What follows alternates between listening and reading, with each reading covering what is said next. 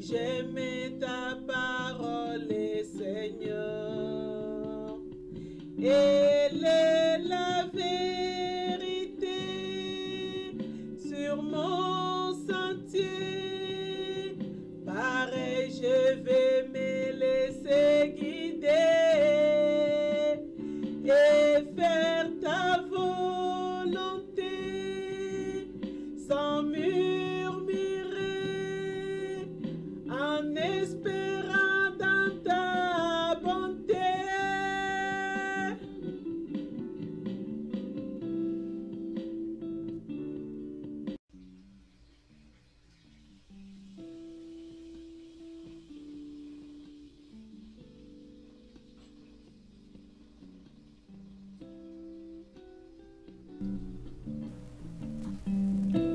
Samedi 27 novembre.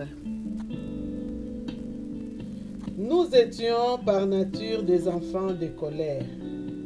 Mais Dieu, qui est riche en miséricorde, à cause de son grand amour, dont il nous a aimés alors même que nous étions morts dans nos fautes, nous a vivifiés ensemble avec le Christ. Éphésiens 2, versets 3 à 5.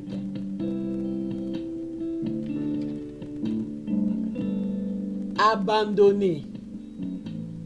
Le premier livre de Samuel, chapitre 30, verset 11, nous raconte l'histoire d'un jeune Égyptien trouvé dans les champs, presque mort de faim et de soif. Son maître, un Malékite, l'avait abandonné là parce qu'il était malade.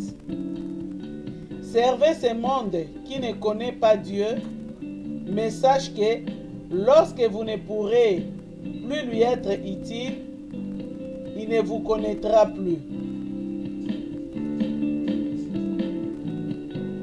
Lorsque le fils prodigue fit un dernier degré de la misère, on ne voulait plus de lui et personne ne lui donnait rien.